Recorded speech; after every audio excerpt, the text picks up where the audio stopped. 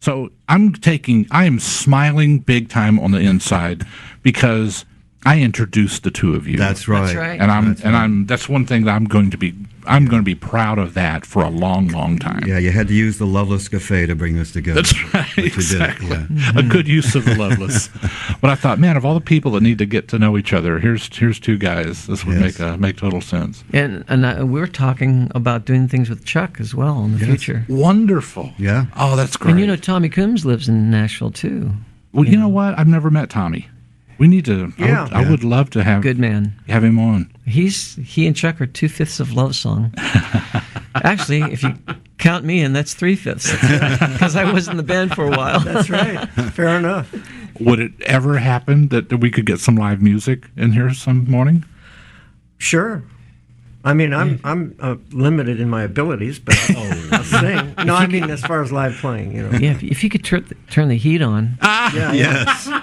I got my shoes. I'm sitting on my feet. It's a little thermostat on the wall, Phil. You're welcome to go in there and just now he slide it tells up. us. Now he tells us. Well, Ken, you're Get out smart. of You that walked in with a chair. jacket. You're both wearing jackets. I don't want to hear this. Come on. We've been here before. You're welcome to the refrigerator. That's the way we look at it. It is summertime outside. Chuck, are you cold? No, I'm fine. See, Chuck's fine. Yeah. All Well, right. but you can't go by that. That's right. I've always been kind of numb. So And it's going to, with a little help from my friends' benefit, occurring from 7 until 9 at the school's concert hall. Phil Keggy, Ken Mansfield, a group called the Wanna Beatles, and Winona. We're hearing Winona's going to be a part of this Right. as well. Right. And admission is $20 per person. You can call the school at 255-8355. It's not a big performance hall, right? I think it's about 200 people or something. It's going to be a very intimate type thing. You need to get your Yeah. tickets early. Yes. Okay, Ken, Yes. 42 years ago. Yes. You were, 13 years old, executive at Capitol Records, when Sgt. Pepper's was released. Right. What do you remember about that? Because this is an album. I mean, you talk about an album that changed music. Sgt. Pepper, we had the record, we had the band, but when Sgt. Pepper came out, I think almost all of us stood back and said, this is beyond, we can't make any claim. This is just so, I can remember us sitting around hearing that thing for the first time, the executives at Capitol, and just blew our minds. It was just beyond anything. And I think it changed everything. Good. I do. I really think that was a mile marker, Absolutely. Now, out of that also came the Paul is Dead thing. Yeah, which I was very involved I was in. going to say, you've got a little bit to say about that as well. Well, yeah, because what they did for me is when that thing started, I was the only contact in America at the time for the Beatles.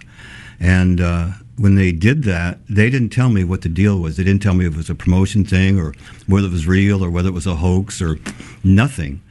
And so they just shut down. It got so much, at the offices in London, there was so many phone calls and so many people. They shut down their phones and just locked the doors, but they didn't tell me anything. Was it a setup? Was it something that they did? I've never really found out. But in all honesty, because I've asked everybody, and for some reason, nobody's, copping to what it was.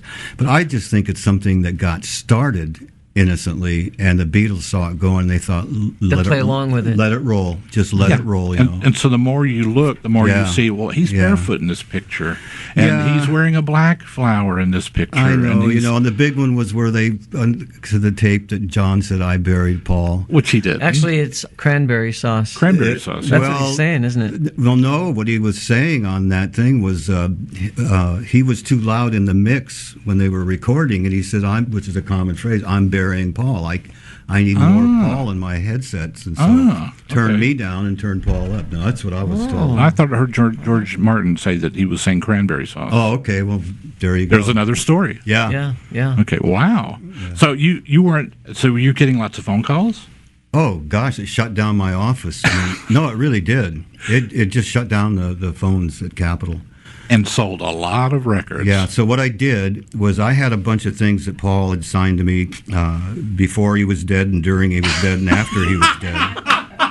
And I sent him off to a criminologist in Chicago who was a very famous handwriting guy, and he sent back and said, yes, these are all the same person. And so, you went public with that? Yeah, I just gave it to all the phone people and the secretaries and stuff, and then I shut off my phone and locked my door and let them handle it. Still have the signatures? Huh? Yeah. You still have them? Yeah.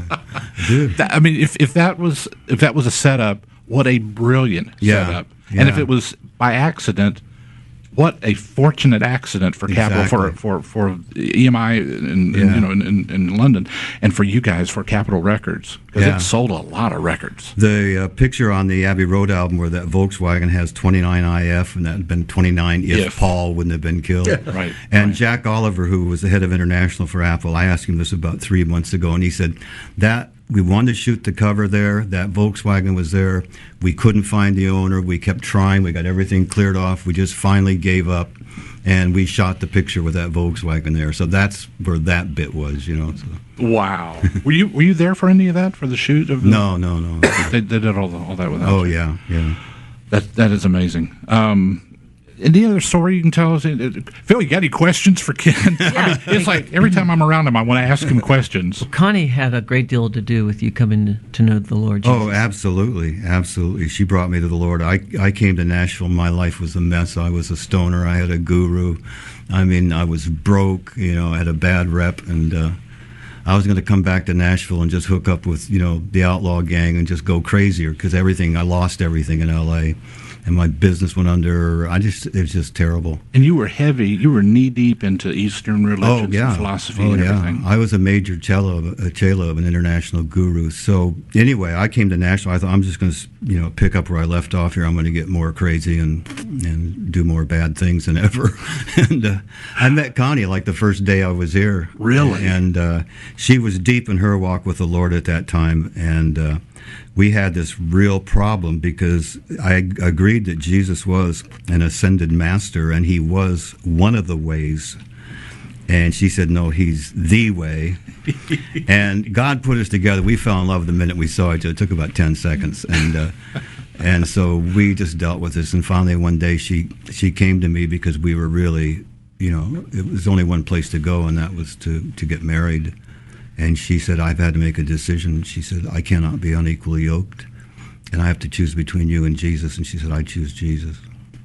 You can't compromise there, my friend. And what she did, she had been taking me to Mylon Lefevre concerts, Rich Mullin concerts, to the churches that had all the hot musicians that played in there, and Noel Paul Stuckey and all this stuff, trying to reach me that way. But when that was talking, she prayed over me. But when she walked it out, and I thought, my gosh, I'll change gurus for you, but you won't.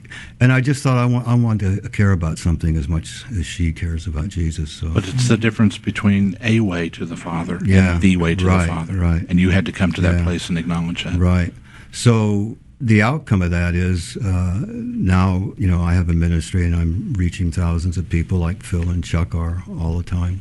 That's great. And a lot of them come just because of the Beatles thing. So. What a great magnet that is. Yeah. It's incredible. Yeah. So this is third book for you? This is the third book. The first book, The Beatles, The Bible, and Bodega Bay. It's not in print anymore, is it? It's no, but you can get it. It's you can get it on Amazon still. Okay. Yeah. Great book. In fact, when somebody gave it to me, it was I was reading wonderful stories that I wanted to know more about. Yeah. But every other chapter was like a psalm. You had written like a psalm. And just your musings of just you walking and talking with God. That's a great book. Oh, it's an Fantastic incredible book. book. Yeah. So that's half Beatles and half spiritual journey. Then the White Book is really a secular book by a Christian publisher and a Christian writer. And it talks about that whole, it's Beatles stories, but other people I worked with in that whole era with the Roy Orbisons and all the people from that time. So that's a book about the Beatles and the era that they were in. And then Between Wyomings. Yes, the current book. It kind of goes back to the original format, to where I'm telling show business stories. I'm doing a travel log, but then it's late at night and I'm having these conversations with God again. So it's, Folks, we're going to take a break. Ken Mansfield, Phil Keaggy, Chuck Girard in the studio with us. We're going to play a song